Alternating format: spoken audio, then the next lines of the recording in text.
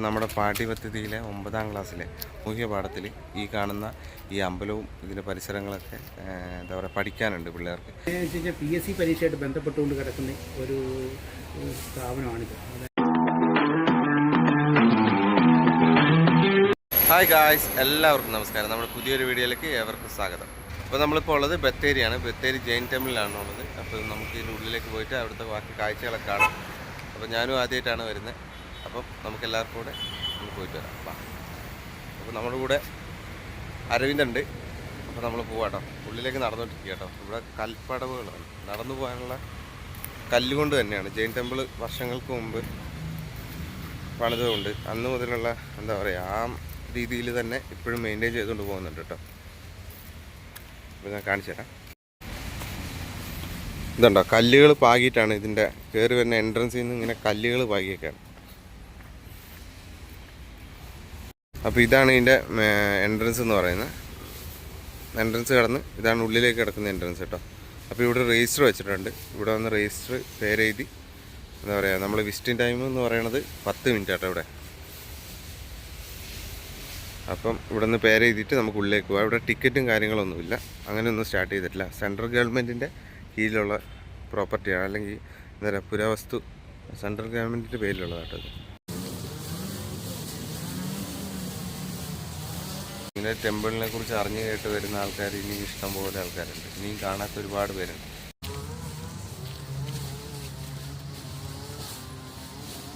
ഈ കാണുന്നതാണ് ഈ അമ്പലത്തിൻ്റെ മുൻഭാഗം എന്ന് പറയുന്നത്. അപ്പോൾ ഇവിടെ കല്ലമ്പലമാണ് ശരിക്കും പറഞ്ഞാൽ. ആർക്കിയോളജിക്കൽ സർവേ ഓഫ് ഇന്ത്യൻ്റെ കീഴിലുള്ള സംരക്ഷിക്കുന്ന ഒരു സ്ഥലമാട്ടോ ഇത്. അപ്പോൾ നമ്മൾ ഇതിൻ്റെ ഫ്രണ്ടിൽ നമുക്ക് ഈ അമ്പലത്തെക്കുറിച്ച് പറഞ്ഞു തരാമെന്ന് പറഞ്ഞിട്ടുണ്ട്. അപ്പം ഇപ്പോൾ പുള്ളിയുടെ വോയിസ്, പുള്ളീനെ കാണിക്കാൻ പുള്ളിക്ക് താല്പര്യമില്ല, മുഖം കാണിക്കാൻ. അപ്പോൾ നമുക്ക് ശബ്ദത്തിലൂടെ നമുക്ക് ഈ അമ്പലത്തെക്കുറിച്ച് അറിയാം. ചേട്ടാ, ഈ അമ്പലത്തിന് എത്ര കൊല്ലം പഴക്കമുണ്ട്? ഇതിന് ശരിക്കും പറഞ്ഞാൽ 1100 വർഷത്തെ പഴക്കമാണ് പറയുന്നത്. 1200 വർഷം. ചേര ചോള രാജാക്കന്മാരുടെ കാലത്താണ് ഈ ജൈനമതത്തിന് ഉണ്ടായിരിക്കുന്നത്. അങ്ങനെയാണ് അന്ന് തൊട്ടാണ് ഇവരുടെ ജൈനമതത്തിൻ്റെ കൂടുതലായിട്ട് ഇത് വന്നിരിക്കുന്നത്. അപ്പം നമുക്കിവിടെ വന്നത് തന്നെ ഈ 13ാം നൂറ്റാണ്ടിലാണ് ഈ അമ്പലത്തിൻ്റെ ഇത് പറഞ്ഞിരിക്കുന്നത്. അതായത് അമ്പലം ശരിക്കും പണിതിരിക്കുന്നത് കേരള ക്ഷേത്രാചാരപ്രകാരം നിർമ്മിച്ചിരിക്കുന്ന ക്ഷേത്രമാണ്.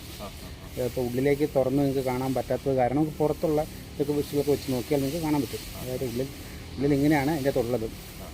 ശ്രീകോവിൽ, അന്തരാളം, മഹാമണ്ഡപം, മുഖമണ്ഡപം, സോപാനം എന്നായിട്ട് തിരിച്ചു. ഇത് നമ്മളിപ്പോൾ ഇത് നിങ്ങൾ തങ്ങൾ കൈപ്പറ്റിയ സോപാനം എന്ന് പറയും. സോപാനം എന്ന് പറഞ്ഞാൽ ഹിന്ദു ക്ഷേത്രങ്ങൾക്ക് മാത്രമുള്ളൊരു പ്രത്യേകതയാണ് സോപാനം. ഒന്നുണ്ടാവും ഇതിരിക്കുന്ന മണ്ണും സുറുക്കിയുണ്ടായിരുന്നു. ഡാം, അതായത് നമ്മുടെ മുല്ലപ്പെരിയാർ ഡാം കിട്ടിയില്ലേ, തുങ്കഭദ്ര അണക്കെട്ട്, ഇതൊക്കെ കെട്ടിയേക്കുന്ന ഈ സുർക്കി കോൺക്രീറ്റ് ആണ്. അതാണ് നമുക്ക് ഇതിൽ ചെയ്യാൻ പറ്റുള്ളൂ. തൂണിൽ മുൻവശം കണ്ടാൽ മതി. ആ തൂണിലൊരു പാമ്പിൻ്റെ ചിത്രം ആലേഖനം ചെയ്തിട്ടുണ്ട്. ഇതിന് പാമ്പിൻ്റെ ചിത്രം അതിൻ്റെ വാല് തൊട്ട് തലവരെ, അല്ലെങ്കിൽ തല തൊട്ട് വാല് വരെ കൈ വെച്ച് കഴിഞ്ഞാൽ കൈ എടുക്കാതെ വരച്ചത്, അതായത് റീ എൻട്രി പാടില്ല, രണ്ടാമത് വരയ്ക്കാനേ പാടില്ല. അതിൻ്റെ എന്താണെന്ന് ചോദിച്ചാൽ ഉദ്ദിഷ്ട കാര്യങ്ങൾ സാധിക്കും എന്നുള്ളതാണ് അതിൻ്റെ സങ്കല്പം. അത് എവിടെയോ എത്തുമ്പോൾ രണ്ടാമത് വരപ്പിച്ച് കൊണ്ടുപോകും, അത് പാടില്ല. അതിന് നമ്മൾ വരയ്ക്കണമെങ്കിൽ 3 കാര്യങ്ങൾ നമ്മൾ അറിയണം. ഒന്ന്, നമ്മൾ ഓർമ്മയിൽ നിൽക്കണം. ഈ പാമ്പിൻ്റെ ചിത്രം ഓർമ്മയിൽ നിൽക്കണം, പാമ്പിൻ്റെ രൂപം ഓർമ്മയിൽ വരണം, എന്തൊക്കെ വരച്ചെന്നുള്ള ഓർമ്മയിൽ കിട്ടണം. രണ്ടാമത്തെ എവിടെയോ എത്തുമ്പോൾ രണ്ടാമത് കയറ്റി കൊണ്ടുവന്ന് ആ സ്ഥലത്തെത്തുമ്പോൾ നമ്മൾ ബുദ്ധി പ്രയോഗിക്കേണ്ടതാണ്. ബുദ്ധിയാണ് രണ്ടാമത്തെ കൊടുക്കേണ്ടത്. ബുദ്ധി വേണം ഇത് കാണിക്കാൻ വേണ്ടിയിട്ടാണ് രണ്ടാമത്തെ. മൂന്നാമത്തെ ദൈവവിശ്വാസം, വരച്ച് കഴിയുമ്പോൾ കിട്ടുന്ന ഇതാണ് ദൈവവിശ്വാസം കാണുന്നത്.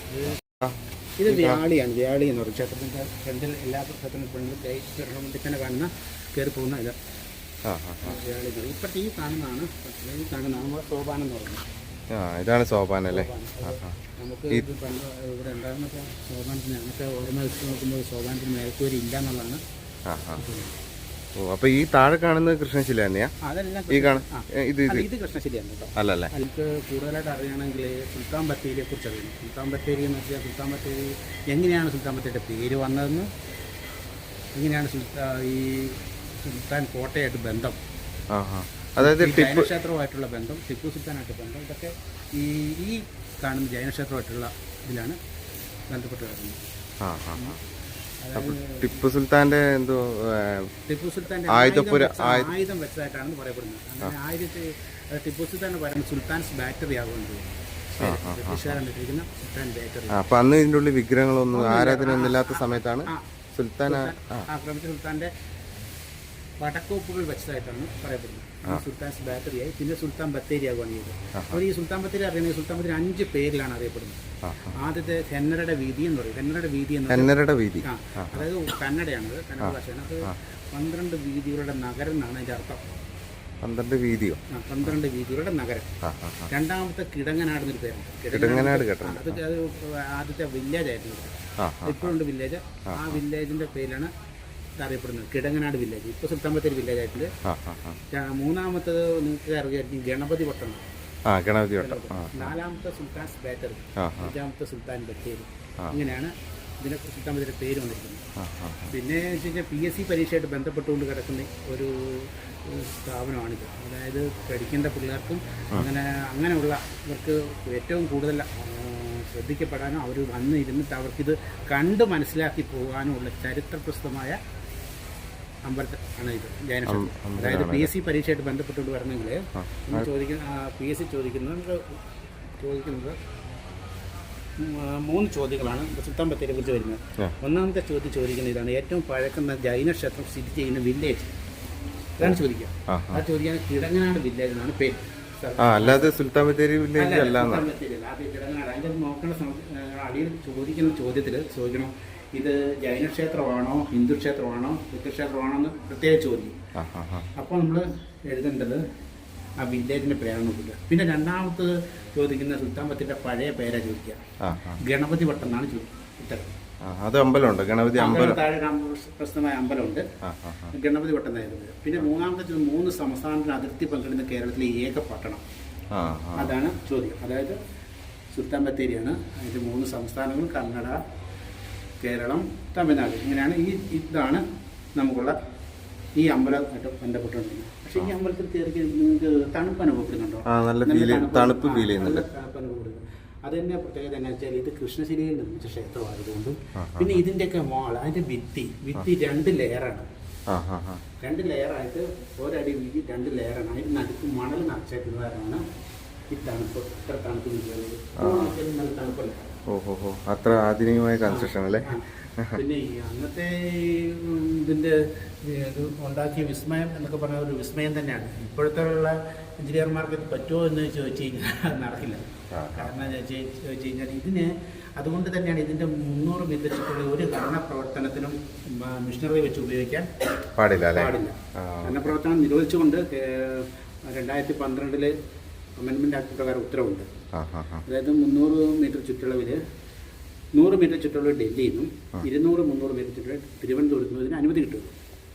അത് അനുമതി കിട്ടുമ്പോൾ തന്നെ അത് 3 കൊല്ലത്തിനുള്ള ബിൽഡിംഗ് വെക്കാനുണ്ട്. പക്ഷെ അത് വലിയ മെഷീനറികൾ വെച്ചുകൊണ്ട് ചെയ്യാൻ പാടില്ല. ഇതിന് ജർക്കിങ്ങോ വല്ലതും സംഭവിച്ചു കഴിഞ്ഞാൽ പിന്നീട് പൊളിഞ്ഞു പോകാൻ ചാൻസ് ഉണ്ട് അല്ലേ? അപ്പോൾ ഒരു ചെറിയൊരു മാറ്റം സംഭവിച്ചു കഴിഞ്ഞാൽ ഇതിൻ്റെ എല്ലാം വ്യത്യാസങ്ങളും വരും. നിങ്ങൾ നോക്കിയാൽ അവിടെ ഓരോ കല്ലേ കൂടെ കൊത്തിവെച്ചിട്ട് മഹാവീരന്റെ ഇവിടുത്തെ പൂജ സംബന്ധിച്ച് ഒരു കൊല്ലത്തിൻ്റെ പൂജയുണ്ട്. അതായത് മഹാവീര ജയന്തി, അതായത് ഏപ്രിലായിരിക്കും. അതാണ് സെൻട്രൽ ഗവൺമെൻറ് AICക്ക് അവധിയാണ്, സെൻട്രൽ ഗവൺമെൻറ് അവധിയാണ്. അന്ന് നോക്കി കഴിഞ്ഞാൽ ആ കലണ്ടറിലൊക്കെ നോക്കിയാൽ മഹാവീര ജയന്തി. അപ്പോൾ ആ ക്ഷേത്രത്തിൻ്റെ ഉള്ളിൽ ആ ശ്രീകോവിൽ അതിൻ്റെ മുമ്പിലുള്ള ആ ഗേറ്റ് തുറക്കും. അത് തുറന്നിട്ട് മഹാവീരൻ്റെ 1.5 അടി ഹൈറ്റുള്ള മഹാവീരൻ്റെ പ്രതിമ ഇതിൽ വെക്കും. അത് വെച്ചതിന് ശേഷമാണ് ഈ കാണുന്നത് പൂജ നടത്തും. അത് ജയൻസിൻ്റെ പൂജയാണ്. ജയൻസ് ഇവിടെ അന്ന് ഒരു 10-250 ആൾക്കാർ ഉണ്ടാവും. അത് അവർ പ്രസിഡന്റ് അവരുടെ പ്രാർത്ഥനയും കയറണം. പക്ഷെ എല്ലാവർക്കും കയറാം, നമ്മളെല്ലാവർക്കും കയറാവുന്ന അതിൻ്റെ പ്രാർത്ഥന ഉണ്ടാവും. അന്നൊക്കെ നമുക്ക് പണ്ട് ഇത് ആയുധങ്ങളൊന്നും ഇല്ല, ഇത് കുത്തിയെടുക്കാനുള്ള മിഷനറികളൊന്നും ഇല്ല. അന്നൊക്കെ നമ്മൾ എന്തായിരിക്കും കല്ലുകൊണ്ടായിരിക്കും, കല്ല് മൂർച്ചയേറിയ കല്ലുകൊണ്ടാണ് ഇതൊക്കെ കൊത്തിയിരിക്കുന്നത്, എഴുതിയിരിക്കുന്നത്. അതാണ് ഈ കൊത്തു പാട് പണ്ട് നമ്മൾ അരകല്ലിലേക്ക് കൊത്തി. പിന്നെ അതേപോലെ ഇത് കല്ലമ്പലങ്ങളായിരുന്നു, കല്ലായിരുന്നു, വാതിലടക്കം കല്ലായിരുന്നു. ഇത് AIC ഏറ്റെടുത്ത പിന്നെ വെട്ടം കയറാൻ വേണ്ടിയിട്ടാണ് ഈ ഗ്രില്ലിട്ടിരിക്കുന്നത്. ഈ കാണുന്നതോ ഇതോ? അത് നേരത്തെ ഉണ്ടായിരുന്നു, പക്ഷെ അതിന് നേരത്തെ ഇതൊന്നും ഇല്ലായിരുന്നു, മൂടിയൊന്നും ഇല്ലായിരുന്നു. വെട്ടം കയറാൻ വേണ്ടി അങ്ങനെ മഴവെള്ളമൊക്കെ പുള്ളിലേക്ക് വന്നു. പിന്നെ അതിന്റെ മേലെ മൂടിയിട്ട് ചെയ്യുന്നുണ്ട്. ഇതിന്റെ അടിയിൽ ഈ കല്ല് വിരിച്ചേക്ക്, ഇതിന്റെ അടിയിൽ സാധാരണ മണ്ണ് തന്നെ കല്ലാണ് ഫുള്ള്. അതിന്റെ അടിയിൽ അങ്ങ് പോയി കഴിഞ്ഞാൽ ഒരു ശ്രീകോവിലിൻ്റെ കല്ല് വെച്ചിരിക്കുന്ന അതാണ് ശ്രീകോവിലിൻ്റെ പീഠം. ആ പീഠത്തിൻ്റെ അടിയിൽ കൂടി തുരങ്കം പോകണ്ടായിട്ട് പറയുന്നത്. ശ്രീകോവിലിന്റെ പീഠത്തിന്റെ അടി കൂടെ കല്ല് വെച്ചങ്ങ് ദൂരെ കല്ല് വെച്ചേക്കുന്നതിൻ്റെ അതൊരു 30 മീറ്ററോളം നമുക്ക് പുറത്തേക്ക് പോകാം. ആ പുറത്തേക്ക് പോരാ തുരങ്കം ഒരു കുളത്തിലേക്കാണ് പോയിക്കൊണ്ടിരിക്കുന്നത്. പിന്നെ നിങ്ങൾ ഈ അമ്പലത്തെ ശരിക്കും ഇത് നിങ്ങൾ ചെയ്യുന്നതിന് മറ്റുള്ള കുട്ടികൾക്ക് വേണ്ടി ഇത് ഒരു പഠനം ഇതാക്കി കൊടുക്കാൻ പറ്റുന്നത് ഏറ്റവും നല്ലതായിരിക്കും. മനസ്സിൽ അതൊക്കെ ചെയ്തു കൊടുക്കണം. ഇതിന്റെ ശ്രീകോവിൽ എല്ലാ അമ്പലങ്ങൾക്കും ഓരോ പ്രത്യേകതയാണ്. ചിലപ്പോൾ റൗണ്ട് ശ്രീകോവിലായിരിക്കും, അങ്ങനെയൊക്കെ. ഇതിപ്പോൾ കോണോട് കൂടിയ ശ്രീകോവിലൊക്കെ വരും. പക്ഷേ ഈ ജൈന ക്ഷേത്രത്തിന് ശ്രീകോവിൽ ചതുരത്തിലുള്ള ശ്രീകോവിലാണ്. ചതുരത്തിലാണ് പ്രത്യേകം ശ്രദ്ധിക്കാൻ. അത് ഈ ഉള്ളിലേക്ക് കയറി ഞാൻ ശ്രീകോവിൽ കഴിഞ്ഞ് അന്തരാളം കഴിഞ്ഞ് പുറത്തേക്ക് ഇടതുവശത്തേക്ക് എൻട്രൻസ് ഉണ്ട്. അതാണ് ജൈനക്ഷേത്രങ്ങൾക്ക് മാത്രമുള്ള പ്രത്യേകത. അവിടുന്ന് അവര് ശ്രീകോവിലിന് പൂജ കഴിഞ്ഞാൽ അങ്ങോട്ടേ കൊടുക്കും.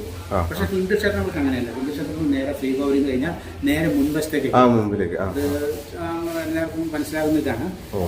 അപ്പൊ തൊഴുന്ന അങ്ങനെയുള്ള കാര്യങ്ങളൊക്കെ ഇവിടെയാണ്. ഇതിനുള്ളിൽ കയറാൻ പറ്റും.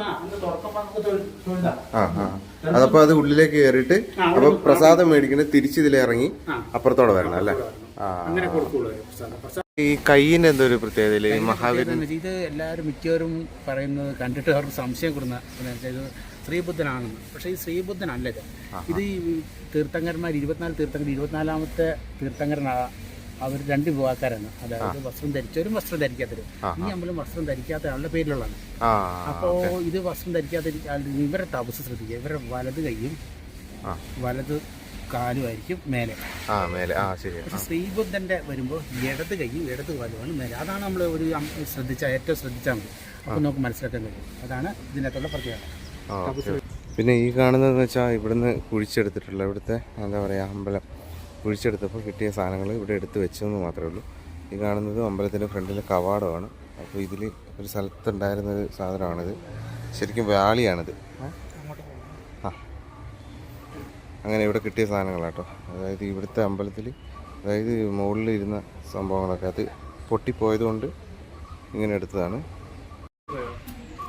ഇതാണ് ഈ പ്രസാദം കൊടുക്കുന്ന സ്ഥലം കേട്ടോ. ഈ കാണുന്ന അതായത് അമ്പലത്തിൻ്റെ സൈഡിൽ നിന്നാണ് ഇങ്ങനെ ഒരു ഡോറുണ്ട്. അങ്ങനെയാണ് ഇവിടുന്നാണ് പ്രസാദം കൊടുക്കുന്നത്. അപ്പോൾ ഇതാണ് ഈ കല്ലമ്പലമായതുകൊണ്ട് ഈ കല്ല് വാതിലാട്ടോ. അപ്പോൾ ഇത് കാണിക്കാൻ വേണ്ടിയിട്ട് നമ്മളിങ്ങനെ എടുത്തു വെച്ചാണ്. ഇതാണ് കല്ല് വെച്ചിട്ടാണ് ഇതിൻ്റെ ഡോറ് നിർമ്മിച്ചിരിക്കുന്നത്. കല്ലമ്പലത്തിൻ്റെ പ്രത്യേകതയാണ്. ഇതാണ് അമ്പലത്തിൻ്റെ ഉള്ളിലെ മഹാവീരൻ്റെ ഇതല്ലേ ഫോട്ടോ. കല്ലിൽ കൊത്തി വെച്ചേക്കുന്ന ആ രൂപ അല്ലേ? ഇതാണ് കേട്ടതാണ്. എന്താ പറയുക ഈ അമ്പലത്തിൻ്റെ ചരിത്രവും അതുമായി ബന്ധപ്പെട്ട കാര്യങ്ങളൊക്കെ കേട്ടോ. അപ്പം അവിടെ വന്നൊരു ചേട്ടനാണ്. ആ ചേട്ടന് ഹിസ്റ്ററിപരമായിട്ട് എല്ലാം അറിയാവുന്നതുകൊണ്ട് നമ്മളെന്താ പറയുക ആദ്യമായിട്ട് നമ്മളൊരു വീഡിയോയിൽ ഇത്ര ക്ലിയർ ആയിട്ട്, കാരണം ഇവിടെ ഒരു മരം വെട്ടുന്നൊരു സൗണ്ടൊക്കെ ഉണ്ടായിരുന്നു. അപ്പോൾ അതിൻ്റെ ഒരു ഇറിറ്റേഷൻ എന്താ പറയുക നോയ്സ് നമ്മുടെ വീഡിയോസിലുണ്ടാവും. നമ്മുടെ പാഠ്യപദ്ധതിയിലെ 9ാം ക്ലാസ്സിലെ ഹിസ്റ്റോറിക്കൽ പ്ലേസിൽ, അതായത് സാമൂഹ്യ പാഠത്തിൽ ഈ കാണുന്ന ഈ അമ്പലവും ഇതിൻ്റെ പരിസരങ്ങളൊക്കെ എന്താ പറയുക പഠിക്കാനുണ്ട് പിള്ളേർക്ക്. നമ്മുടെ സബ്സ്ക്രൈബേഴ്സിൽ 9ാം ക്ലാസ്സിൽ പഠിക്കുന്ന പിള്ളേരോ അല്ലെങ്കിൽ നമ്മൾ എന്താ പറയുക അങ്ങനെ ഒരു സ്ഥലത്ത് ഇവിടെ വന്നെത്തി പിള്ളേർക്ക് ഇത് പഠിച്ചു പോകാൻ ഉണ്ടാകുന്ന ബുദ്ധിമുട്ടുണ്ട്. ക്ലാസ്സിലെ ബാക്കി ക്ലാസ്സുകളൊക്കെ ഇങ്ങനെ നടന്നുകൊണ്ടിരിക്കുകയാണ്. അപ്പോൾ അവർക്ക് പെട്ടെന്ന് ഇങ്ങനെ ഒരു വീഡിയോ കാണിച്ചു കൊടുത്താൽ അവർക്ക് ഉപകാരപ്പെടും. അപ്പോൾ ഇതാണ് ആ പ്ലേസ് കേട്ടോ. ഇത് കൃഷ്ണശിലയിൽ പണിതാണ് ഏറ്റവും വലിയ ഹൈലൈറ്റ് എന്ന് പറയുന്നത്. ഇത് കൃഷ്ണശിലയിൽ പണിതിട്ട് അത് ഇവിടം വരെ എത്തിച്ച് ഇങ്ങനെ ഒരു അമ്പലം പണിയാന്ന് വെച്ചാൽ ഒരു വലിയൊരു ടാസ്ക്. ആ ടാസ്ക് അന്നത്തെ ആൾക്കാർ ഇത്രയും എന്താ പറയുക ആ ടാസ്ക് എടുത്തിട്ടാണ് ഇങ്ങനെ ഒരു അമ്പലം പണിതിട്ടുണ്ടാകും. ഈ അമ്പലത്തിൻ്റെ ഉള്ളിൽ കയറി നല്ല തണുപ്പാട്ടോ. അതായത് നേരത്തെ പറഞ്ഞ പോലെ 2 പാളി കല്ലിൽ ഇതിൻ്റെ നടുക്ക് മണൽ നിറച്ചിട്ടാണ് എന്താ പറയുക ഈ അമ്പലം നിർമ്മിച്ചിട്ടുള്ളത്. അതിൻ്റെ ഒരു ഫീല് എന്താ പറയുക ഇപ്പോഴത്തെ കൺസ്ട്രക്ഷൻ അങ്ങനെയൊന്നും നടക്കില്ല. ഇപ്പം AC ആണല്ലോ വെക്കുന്നത്. പണ്ട് AC ഒന്നും ഇല്ലാത്തതുകൊണ്ടായിരിക്കും എന്താ പറയുക ഈ കാണുന്ന 2 കല്ലുകൾക്കിടയിൽ മണൽ നിറച്ചിട്ട് അങ്ങനെ ഒരു സെറ്റപ്പിലേക്ക്. അന്നത്തെ ആൾക്കാരുടെ ബുദ്ധി ഒന്ന് ആലോചിച്ച് നോക്ക്. ഇതിൻ്റെ ഡിസൈനൊക്കെ നോക്കിയേ. ഇത്ര വഴക്കമുള്ള ക്ഷേത്രമായിട്ട് അതിൻ്റെ ആ ഡിസൈൻ വൈസ് ആണല്ലോ എത്ര ട്രഡീഷണൽ ആയിട്ടാണ് അവർ യൂസ് ചെയ്തേക്കുന്നത്.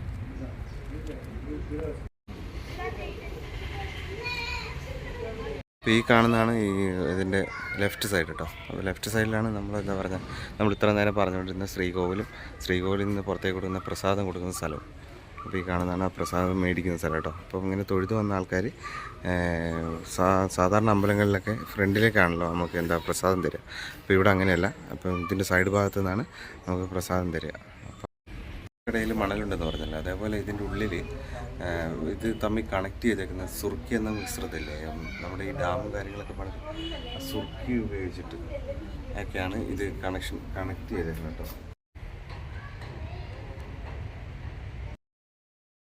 ഇത്ര അറിയാവുന്ന ഒരാളെ ഇവിടെ വെച്ച് കണ്ടതുകൊണ്ടാണ് എന്താ പറയുക നമുക്ക് ഇത്ര ക്ലിയർ ആയിട്ട് നമുക്ക് ഇതിനെക്കുറിച്ച് അറിയാൻ പറ്റിയത്. അപ്പോൾ ഇനിയുള്ള പ്ലേസുകളിൽ പോകുമ്പോൾ ഇങ്ങനത്തെ ആൾക്കാരെ കിട്ടിയാൽ നമുക്ക് ഉപകാരമായിരുന്നു. ഇഷ്ടമായ ചാനൽ സബ്സ്ക്രൈബ് ചെയ്യുക, തൊട്ടടുത്തിരിക്കുന്ന ബെല്ലൈക്കൻ പ്രസ് ചെയ്യുക, എങ്കിലേ ഞാൻ ഇടുന്ന വീഡിയോകൾ നിങ്ങൾക്ക് നോട്ടിഫിക്കേഷനായി ലഭിക്കുകയുള്ളൂ. അപ്പോൾ എല്ലാവർക്കും ബൈ.